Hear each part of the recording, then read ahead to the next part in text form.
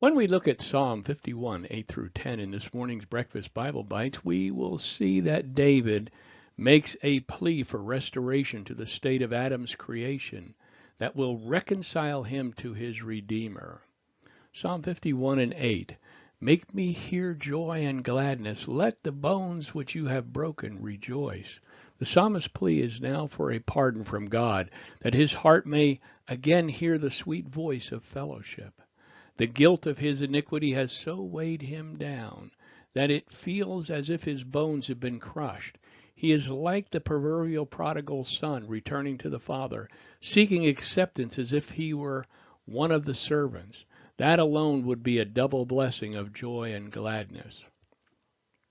And now it is time for David to turn the pages in this psalm as he petitions for cleansing and communion, having come to a full comprehension of the rebellious nature that all humans have inherited. In verses 1 through 8, we read of the psalmist's plea for mercy, which is coupled with a full confession. And now in verses 9 through 19, he petitions for cleansing and communion. Psalm 51, verse 9 reads, Hide your face from my sins and blot out all of my iniquities. David comes face to face with a newly revealed sinful nature and is ashamed of his transgression. He can't seem to get them out of his memory, so he prays to his Creator to do what he himself is unable to do. Blot them out so that they may be remembered no more. He repeats his petition in verse 1.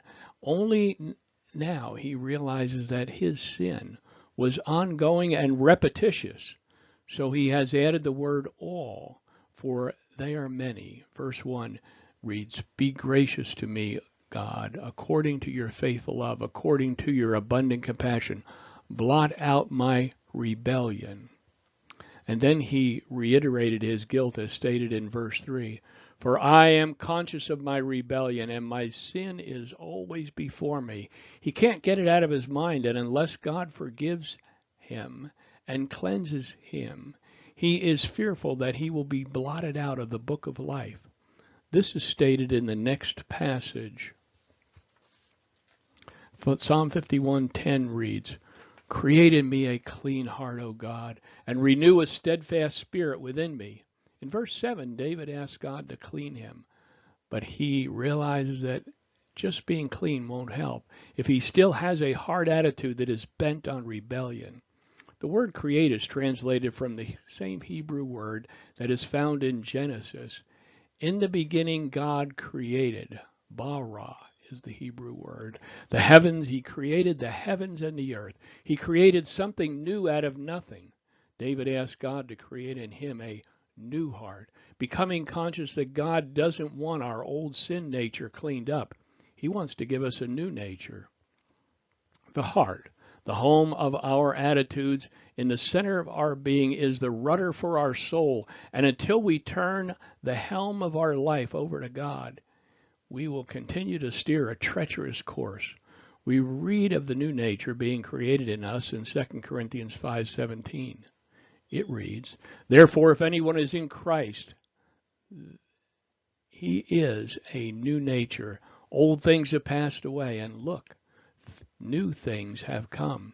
And also in Ephesians 2:10 we read about when we are born again. For we are his creation, created in Christ Jesus for good works, which God prepared ahead of time so that we should walk in them. Here is the real question. Have you been born anew?